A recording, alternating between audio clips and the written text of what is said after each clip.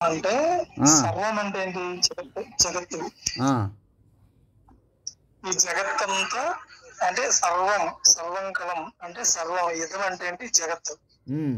So ఈ సర్వము జగత్తంతా కూడా బ్రహ్మమే. అది అది ఒక మహావాక్యం. అయితే ఇప్పుడు ఈ జగత్ అంటే ఏంటి మనం నిర్వచనం తెలుసుకోవాలి. జగత్ అంటే ఏంటి? మన శరీరము మరియు దాని చుట్టూ ఉన్న దాన్ని జగత్ అంటారు. మన శరీరము మరియు మన శరీరం చుట్టూ ఉన్న మిగతా ప్రపంచాన్ని అంతటిని కలిపి జగత్ అంటారు. ఓకేనా? Okay sir. సో స్వర్గము, అదే స్వర్గము, నరకము, జన్మ, పునర్జన్మ ఇవన్నీ ఏంటి? మనం ఊహించే జగత్తు. అవి నిజంగా ఉన్నాయో లేవో మనకు కూడా తెలియదు. అలాగే ఇప్పుడు జగత్ అంటే ఏంటి? పిండాండం కూడా ఒక జగత్తే, బ్రహ్మాండం కూడా ఒక జగత్తే. ఇప్పుడు పిండాండం కూడా సర్వంకలం ఇదం బ్రహ్మనే మనం ప్రూవ్ చేయాలి. అయితే ఇప్పుడు పిండాండము జగత్ ఎక్కడి నుంచి ఎక్కడి వరకు అంటే మనస్సు నుంచి శరీరం వరకు. ఓకేనా? అవును. మన మనస్సు నుంచి మన శరీరం వరకు ఏదైతే పిండాండం ఉందో అది కూడా జగత్తే. అలాగే బ్రహ్మాండం అంటే ఏంటి? శరీరం నుంచి ఆకాశం వరకు. శరీరం నుంచి ఆకాశం వరకు అది బ్రహ్మాండం. అయితే ఈ జగత్ అంతా బ్రహ్మం. ఓకేనా? ఓకే. బ్రహ్మం అంటే ఏంటి? బ్రహ్మం అంటే ఏంటి? శుద్ధం, బుద్ధం, ముక్తం. ఓకేనా? బ్రహ్మం అంటే ఏంటి? శుద్ధం, బుద్ధం, ముక్తం.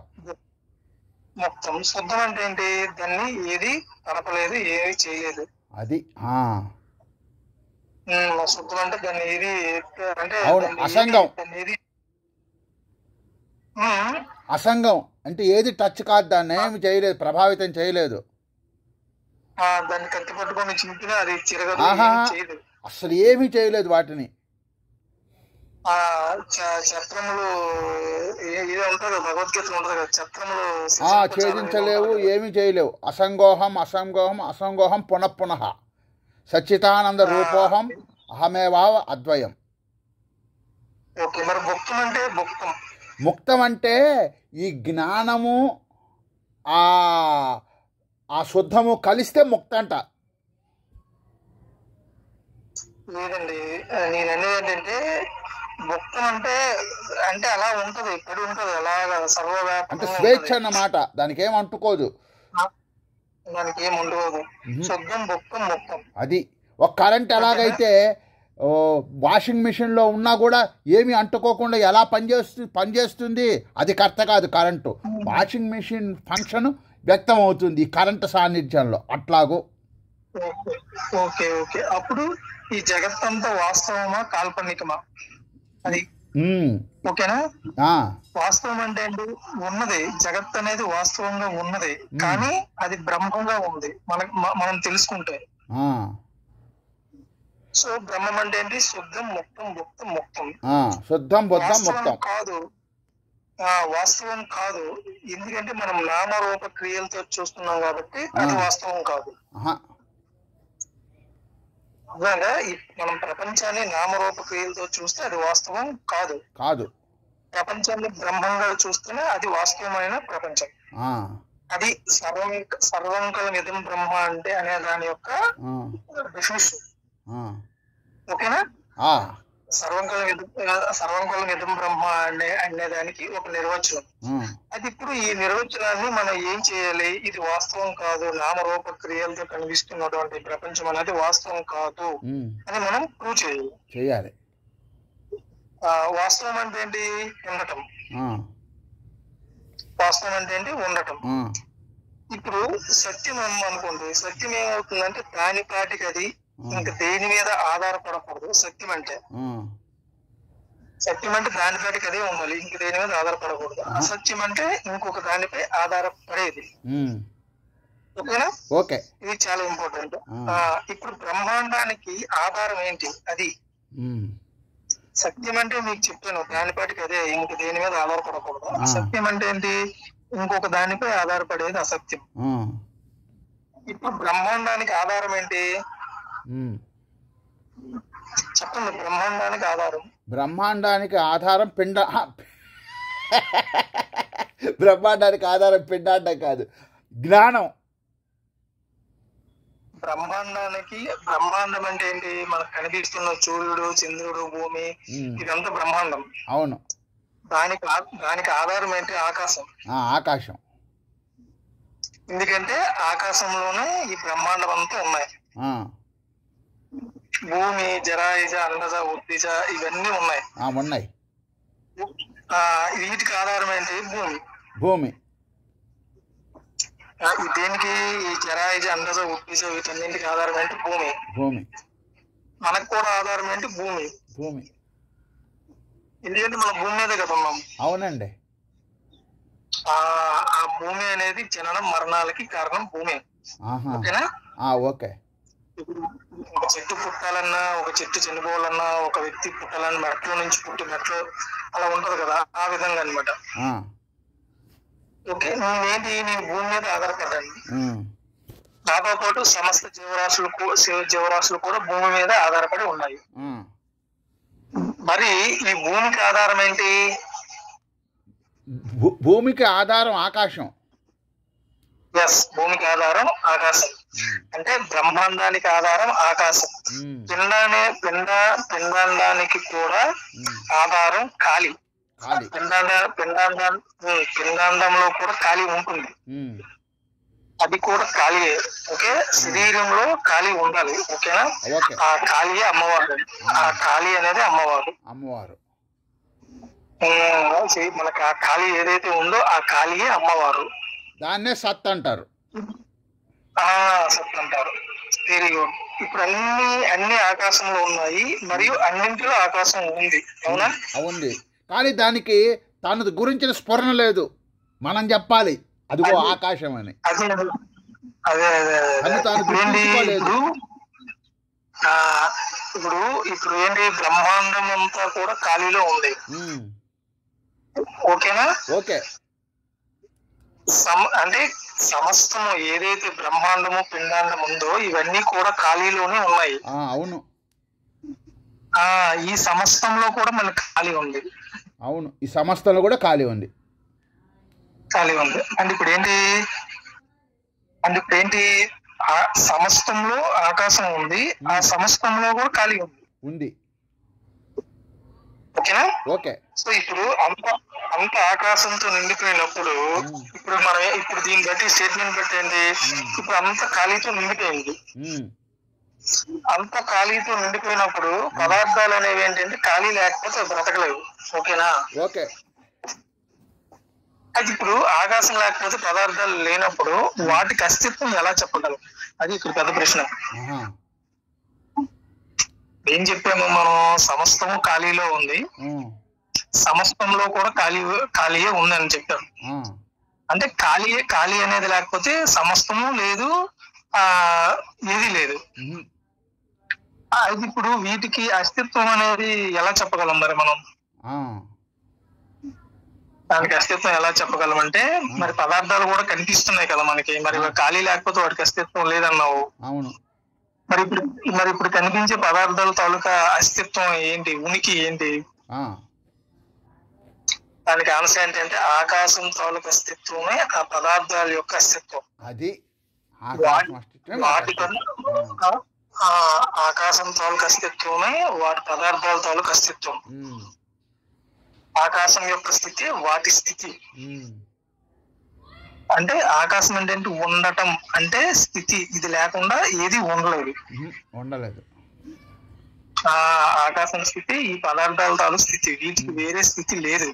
ప్రత్యేకమైన స్థితి లేకపోతే అది ప్రత్యేకమైన పదార్థం కూడా కాదు. ఓకేనా? ఓకే. ఓకే. ఇప్పుడు చెక్క టేబుల్ అంటున్నాం, చెక్క ప్లస్ టేబుల్. ఓకేనా? అక్కడ చెక్క అనేది మూల పదార్థం. ఆ మూల పదార్థం విలక్షణమై కనిపిస్తుంది. ఇప్పుడు మట్టి కుండ అంటున్నాం, మట్టి ప్లస్ కుండ. ఆ మట్టి తీసేస్తే అక్కడ కుండ లేదు. అంటే ఏంటి? మట్టి అనే మూల పదార్థం కుండగా విలక్షణమై మనకు కనిపిస్తుంది. సో ఇదేంటి? ఇది ఒక పెద్ద మోసం. ఇది మోసం. అందుకే ప్రపంచం మాయ మిథ్య అని చెప్పి మనం చెప్తాం. ఇప్పుడు ఆకాశం అనేది ఏంటంటే ఒక శరీరం. ఆకాశం ఖాళీ అనేది ఒక శరీరం.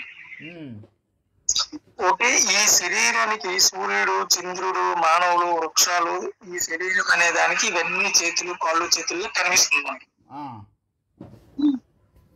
ఈ ఖాళీ అనేది ఏదైతే ఉందో ఈ ఖాళీలోనే బ్రహ్మాండం ఉంది, ఈ ఖాళీలోనే పిండాండం ఉంది, ఈ ఖాళీలోనే సమస్తం ఉంది, సమస్తంలో కూడా ఖాళీ ఉంది. అంటే ఖాళీ అనేది ఒక శరీరం అయితే ఇవన్నీ కూడా దాని యొక్క అవయవాలు. అంటే స్వతంత్రమైన స్థితి లేని దాన్ని ఉన్నది అంటున్నావు అంటే అది అసత్యం. ఇప్పుడు ఆకాశం అనేది లేకపోతే బ్రహ్మాండం లేదు, పిండాండం లేదు.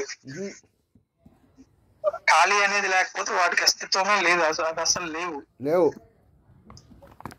కాబట్టి వాటికంటూ ఒక ప్రత్యేకమైన అస్తిత్వం, స్వతంత్రమైన స్థితి వాటికి లేదు. వాటికంటూ వాటి స్వతంత్ర స్థితి అనేది లేదు.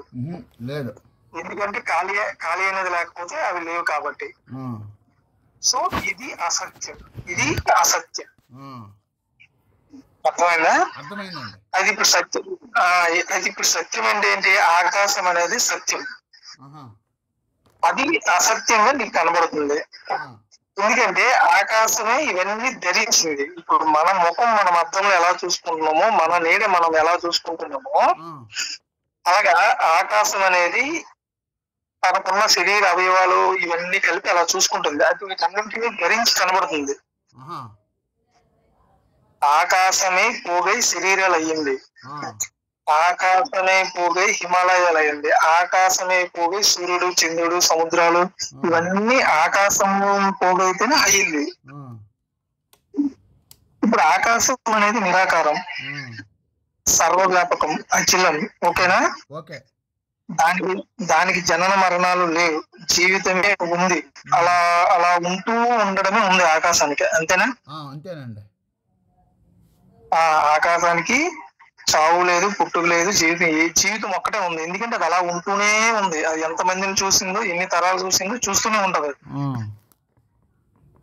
సో జీవితమే ఉంది, జనన మరణాలు లేవు. ఓకేనా? ఇది మీకు అర్థమైందా? అర్థమైందండి. ఇప్పుడు మన మనసులో ఇప్పుడు పిండాండం దగ్గరికి వద్దాం. బ్రహ్మాండం గురించి మీకు అర్థమైంది. పిండాండం దగ్గరికి వద్దాం. మన మనసులో కదలికలు అనేవి ఏర్పడతాయి. కదలిక అనేదానికి ఒక నామం, ఒక పేరు ఉంటుంది. నేను ఆలోచిస్తున్నాను, నేను తింటున్నాను, నేను వింటున్నాను, నేను చెప్తున్నాను, ఇవన్నీ ఏంటంటే మనసులో జరిగే ఒక కదలికలు. ఒక్కొక్క కదలికకి ఒక్కొక్క నామం అనేది ఉంది. మనసులో ప్రతిదీ బాహ్యంగా కదిలిపోతుంది, అంతరంగా కూడా కదిలిపోతుంది. బాహ్యంగా కదిలే పదార్థాలు ఏంటి? రూపాలు. లోపల ఏంటి? నేను పదార్థం అనేది ఉంది, దీని కదలిక క్రియ. నేను అనేది ఏదైతే ఉందో దాని యొక్క కదలిక అనేది క్రియ. నేను నడుస్తున్నాను, నేను కూర్చున్నాను, నేను వింటున్నాను అనేది ఒక క్రియ. ఆ కదిలే క్రియకి ఒక నామం, ఒక పేరు ఉంది. ఓకే, లోపల కదిలే కదలికకి క్రియ, బయట కదిలే కదలిక ఒక రూపం. ఈ నామరూపాల కదలిక క్రియ. ఈ నామరూపాలు కదిలితేనే క్రియలు అనేవి నీకు జరుగుతున్నాయి. అవునా? అవును. అది మొత్తం ఎక్కడ జరుగుతుంది అది చెప్పండి. ఇప్పుడు ఈ మొత్తము నేనులో జరుగుతున్నది. అదే అండి, నేను కూడా ఎక్కడ ఉంది? అసలు నిజానికి నేనుకి నామం లేదు, రూపం లేదు, అదొక నిరాకారమైన పదార్థం, అంత అనంతమైంది. నేను అనేది ఒక ఆలోచన. ఓకేనా? నేనైతే ఆలోచన అండి. అదేండి, మనస్సులో ఇప్పుడు నేను ఎంత చెప్పాను, లోపల కదలిక, బయట కదలిక, ఇవన్నీ చెప్పాను నేను మీకు. సో ఇవన్నీ ఎక్కడ జరుగుతున్నాయి? ఈ లోపల కదలిక, ఈ బయట కదలిక, ఇవన్నీ పిండాండంలో జరుగుతున్నాయి. పిండాండం, అండాండం, ఇవన్నీ కూడా ఖాళీలో జరుగుతున్నాయి. మొత్తం బ్రహ్మాండం తాలూకు నామ రూప క్రియలు, మనస్సు, దాని కదలిక, ఆలోచన, దాని కదలిక, ఈ మొత్తం అంతా ఎక్కడ జరుగుతుంది? ఆకాశంలో జరుగుతుంది. అంటే పిండాండంలో కూడా ఆకాశమే ఉంది, బ్రహ్మాండంలో కూడా ఆకాశమే ఉంది. ఆలోచన ఆకాశంలో జరుగుతుంది. ఎలా అంటే ఇప్పుడు ఆలోచన అంటే ఒక కదలిక. ఆ కదలిక అనేది ఇప్పుడు జరుగుతుంది. ఖాళీ అనేది ఉంటే కదా కదలిక జరుగుతుంది, లేకపోతే జరగదు కదా. జరగదు. ఇప్పుడు కదలిక ఎక్కడ జరుగుతుంది? నిరాకారమైన ఖాళీ ప్రదేశంలో కదలిక అనేది జరుగుతుంది. సో ఇప్పుడు ఖాళీ అనేది ఎంత బాహ్యంగా ఉందో అంతే అంతరంలో కూడా ఉంది. ఓకేనా? అంత ఆకాశం. ఇప్పుడు దీని అర్థం ఏంటి?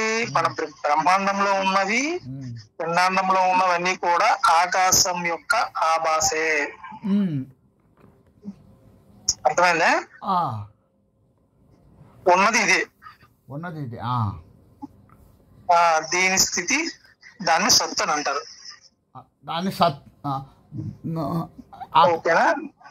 సత్ అంటారు. ఇప్పుడు ఏంటి? సర్వంకల నిధం బ్రహ్మ అంటే ఆకాశ రూపంగా అంత బ్రహ్మమే. అది ఈ మహావాక్యం యొక్క ఒక సింపుల్ గా మీకు అర్థం చేసుకోవాల్సింది. సర్వంకల నిధం బ్రహ్మ అంటే సర్వంకల నిధం బ్రహ్మ అనేది ఎలా బ్రహ్మం అయ్యిందంటే ఆకాశ రూపంగా ఈ సర్వము కూడా, ఈ సర్వం బ్రహ్మాండం పిండాండం అంతా కూడా బ్రహ్మమే.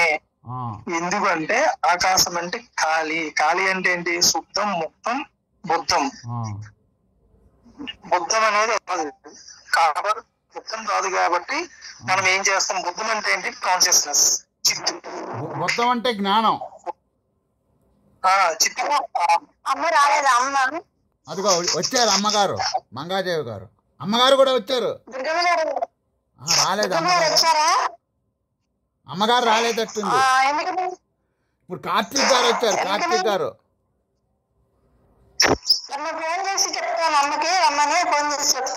చెప్పండి.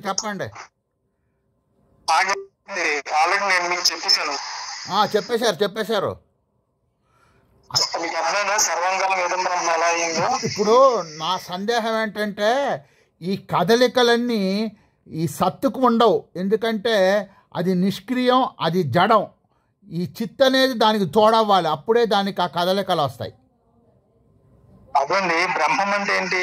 సత్తు చిత్తు కలిపింది బ్రహ్మం. అది ఇప్పుడు ఆకాశానికి మన కాన్షియస్నెస్ అనేది కలాలి. అది తర్వాత అదేంటి? ప్రజ్ఞానం బ్రహ్మ దగ్గర మీకు అది వస్తుంది. అది ఇట్లా చెప్పాడు మహావాక్యాలు వీడొకటి. ప్రజ్ఞానం బ్రహ్మ అన్న దగ్గర అప్పుడు మీకు ఇప్పుడు ఈ ఆకాశం ఏదైతే ఉందో దానికి మన కాన్షియస్నెస్ యాడ్ చేయి. ఇదంతా ఒక లేయర్ లో ఉంటది. స్టడీ ఒకేసారి రాదు. సార్ ప్రజ్ఞానం బ్రహ్మ కూడా చెప్పేసేయండి, అయిపోతుంది మొత్తం. వాళ్ళు వచ్చే లోపల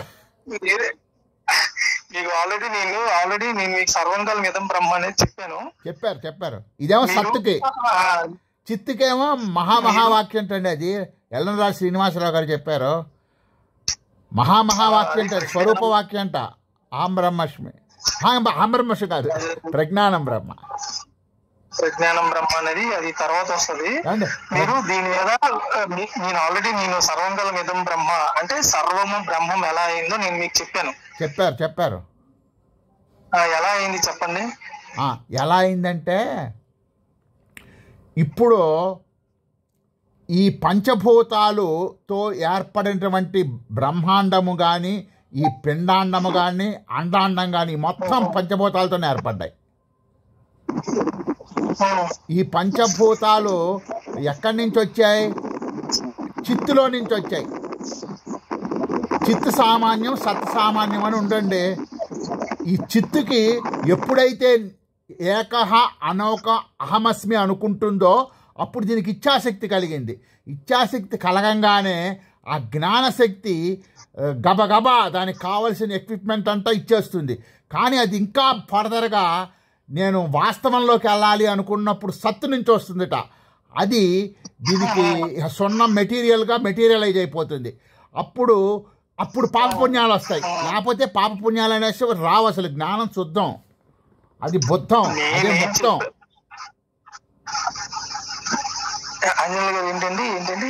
ఇప్పుడు మీకు ఒక ఉదాహరణ ద్వారా చెప్పాలి. ఇది విత్తనం అనేది ఉందా, ఆ విత్తనం అనేది సామాన్యం అంటారు దాన్ని.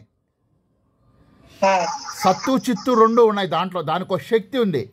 ఆ శక్తి మొలకెత్తుతుంది, అది చెట్టుగా వృద్ధి చెందుతుంది, ఆకులు పిందెలు కాండంగా, చివరికి అనేక విత్తనాలు ఇస్తుంది. మళ్ళీ ఆ విత్తనము పూర్ణమే, ఇది పూర్ణమే. అది పూర్ణంలోంచి పూర్ణం తీస్తే పూర్ణం వస్తుందంటే అర్థం అది. అది మానవ శరీరానికి పెట్టుకోండి. ఇప్పుడు మనకి సత్తు చిత్తు చిత్తు శక్తి అని మూడు ఉన్నాయి. ఈ సత్తు చిత్తుగా ఉంటే అసలు ఏమీ లేదు. ఇప్పుడు మీరున్నారంటే మీకు పరీక్ష రాసే శక్తి మీలో ఉంది, కానీ మాతో కలిసినప్పుడు మామూలుగా కనపడతారు. అది వ్యక్తమైపోయినప్పుడు అది శక్తిగా పైకి వస్తుంది. అప్పటిదాకా మేము మిమ్మల్ని గుర్తించలేం, మాలాగానే ఉన్నారు అనుకుంటాం సత్తు చిత్తు. అది ఏమైంది, ఈ పంచభూతాల కలయిక వల్ల దాంట్లో సత్తు విశేషాలుగా మారిపోయింది. ఇప్పుడు మన వాసనలు ఏంటండి అయ్యేది. ఇప్పుడు నేను ఈ జన్మెత్తి ఒక కలెక్టర్ అయి దేశాన్ని శాసించాలి అనే కోరిక మీరు ఇద్దరిలో ఉందిట చదువుకొని, అందుకని మీరు ఇప్పుడు చదువుతున్నారట. లేకపోతే అసలు వచ్చే ప్రశ్నే ఉండదు. అందుకని ఆ వాసనలు పెంచుకోవద్దని చెప్తున్నారు. ఇక ఏ కోరికలు పెట్టుకోకూడదుట. ఇప్పుడు భగవద్గీతలో ఏం చెప్పారు, విగత రాగ భయ క్రోధ అన్నాడు. అంటే భయాన్ని వదిలేయాలి, కోరిక వదిలేయాలి, కోపాన్ని వదిలేయాలి. ఇప్పుడు మనం కోరిక పెట్టుకోబట్టి కదా ఆ కోరిక పోతుందేమో అనే భయం, తీరదేమోననే భయం, దానివల్ల లోపం వస్తుంది. మళ్ళీ తీరకపోతే కోపం వస్తుంది, తీరినా కూడా శాశ్వతంగా ఉండదు. అటువంటివి పెట్టుకోవద్దన్నారు. అందుకే ఇది నాకు భానుమతి అమ్మగారు చెప్పిందండి. నేను పొద్దున అదే స్టడీ చేశా బాగా. ఆత్మ అంటే ఏమిటి, ఆత్మలో సత్తు చిత్తు రెండు ఉంటాయి. చిత్తు అది సామాన్యంగానే ఉంది, అది విశేషం ఎప్పుడూ కాలేదుట. కానీ అమ్మగారు ఎలాగైతే పోతుందో అయ్యగారు కూడా ఆవిడంబడి వెళ్ళిపోతున్నట్ట. ఈ కదలికలన్నీ అమ్మగారికి, అయ్యగారికి లేవు. అయ్యగారంటే చిత్తు. నేను సర్వంగలం ఇదం బ్రహ్మ అని నీకు ప్రూవ్ చేసి చెప్పాను, అవునా? చెప్పారు. మహామహావాక్యం చెప్పండి, ప్రజ్ఞానం బ్రహ్మ కూడా వాళ్ళు వచ్చేలోపు. నేనేం చెప్పాను అది మీకు అర్థమైంది, మంగమ్మ గారికి చెప్పండి. ఇప్పుడు నాకేం అర్థమైంది మీకు చెప్తా. ముందు అది కరెక్ట్ అని మీరు స్టాంప్ వేస్తే అప్పుడు మంగాదేవి గారికి చెప్తా. చెప్పండి. ఫస్ట్ చెప్తానండి. ఇప్పుడు ఏ కదలికలు కదలాలన్నా అక్కడ ఆకాశం ఉండాలి. మనలో ఉచ్ఛ్వాస నిశ్వాసాలు కలుగుతున్నాయంటే గాలి లోపలికి వచ్చి బయటకు పోతున్నదంటే మనలో ఖాళీ ఉండాలి, లేకపోతే రాదు. అలాగే బయట కూడా ఒక వస్తువు కదిలింది అంటే దానికి ఖాళీ ఉండాలి, దానికి ఆధారం ఆకాశం. ఆ ఆకాశాన్నే సత్ అంటారు. అది సత్ విశేషాలుగా అయింది కదా. ఎందుకయింది, అది ఆభాస అన్నమాట మన దాంట్లో. ఇప్పుడు ఒక పాము ఉందండి, చుట్టుకొని పడుకుంది, అప్పుడు పాము అని అంటాం. అది కదిలిపోతుంది, అప్పుడు పాము అని అంటాం. అప్పుడు ఈ పాము కదలికల ఆభాస పాముకి. అట్లాగే మనం సచ్చిత్తుగా ఉన్నాం. మనం ఒక కోరుకొని ముందుకు సాగిపోతుంటే అది ఆభాస, రకరకాలుగా అయిపోతున్నాం. అలా కోరుకోకుండా ఉన్నాం అనుకోండి, సత్తు చిత్తు ఆనందం ఇక్కడే ఉంటే పర్వాలే. కానీ మనం ఈ ఆనందం మనం ఆనంద స్వరూపం అని తెలియక అక్కడేదో ఆనందం వస్తుంది అనుకొని పరిగెత్తుతున్నాం, ఎండమావుల్లో నీళ్లకు పరిగెత్తినట్టు. ఆ నామరూపాలు ఆభాస. ఇప్పుడు మనసులో మీరు చెప్పినట్టే ఆలోచనలు కదులుతుంటాయి. ఐడియాస్ అంటారు లోపల వాటిని, బయట వాటినేమో ఫారమ్స్ అంటారు. లోపల నామం అంటే నేమ్స్ కాదండి, ఐడియా. లోపలున్న ఐడియాకే బయట ఉన్న ఫారం వస్తుంది.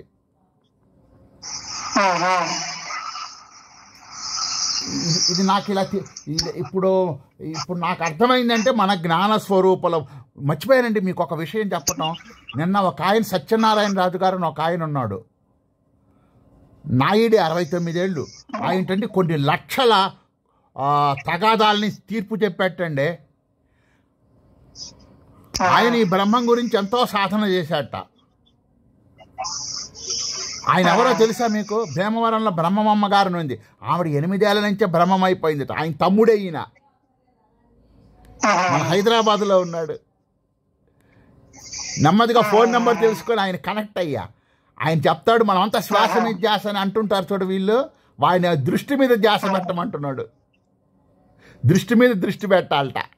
అది కరెక్టే అనిపించింది నాకు. జలం మీద జలం అంతే కదా, సముద్రం అఖండంగా ఉండి ఆ జలం దాని మీద పోతున్నది, జలం మీద జలం కదులుతున్నది. అలాగే దృష్టి మీద దృష్టి కదిలిపోతుంది. ఈ దృష్టి అండి దాన్ని పట్టుకోవాలట. ఇప్పుడు ఈ దృష్టి 3 రకాలుగా అయిపోతున్నదట. దృక్కు దృష్టం ద్రష్టం త్రిపుటిగా అలా అయిపోయేసరికి చిన్నాభిన్నం చేసేస్తున్నట్ట మనమే ఆ దృష్టిని. ఆ దృష్టి ఏమంటే నాకు ఇప్పుడు ఒక మంచి ఉపమానం దొరికిందండి, చెప్పమంటారా? ఒక సూర్యకిరణం ఉంది, వింటున్నారా? ఆ సూర్యకిరణం ఒక ప్రిజం మీద పడ్డది, గోడ మీద 5 రంగులు అయిపోయాయి. అలాగే మన జ్ఞానం మనసు మీద పడ్డది. ఈ మనసు ప్రిజం అన్నమాట. ఇక్కడ శబ్ద స్పర్శ రూపరస గంధాలని 5గా పడిపోయాయి అక్కడ. ఈ ప్రిజం వల్లే మీకు డైవర్షన్ తెలుస్తున్నది. ఆ ప్రిజం తీసి పారేశారనుకోండి మీరు సామాన్యంగానే ఉంటారు. అలాగే ఇప్పుడు ఈ వస్తున్నదండి జ్ఞానం అనేది ఒక కాంతి అనుకుందాం. అది ఇప్పుడు ఈ మనసు మీద పడకుండా డైరెక్ట్గా ఇప్పుడు మనసుతో కలిసి కలుషితం అయిపోయింది. మనసులో ఉన్న రాగద్వేషాలు ఇవన్నీ కలుషితం చేసేసాయి ఆ శుద్ధ జ్ఞానాన్ని. ఆ మలినమైన జ్ఞానం ఈ జ్ఞానేంద్రియాలు ఉన్నాయే వీటిలోంచి ప్రసరించేసరికి మనకు డిఫరెంట్గా కనబడుతున్నది బయట. అప్పుడు ఈ మనసుని తీసేసామనుకోండి, అప్పుడు శుద్ధంగా పోయి మన చూపు శుభ్రపడిపోతుంది. ఇప్పుడు మనం ఎవరినన్నా చూసామనుకోండి, ఏముంది శరీరం అనుకుంటాం, ఆడదనుకుంటాం. కానీ భార్య అని ముద్ర వేసామనుకోండి, అప్పుడు చూపు డిఫరెంట్ అయిపోవటంలా. ఆంజనేయులు గారు, నేను మీకేం చెప్పాను, మీరు నాకేం చెప్తాను?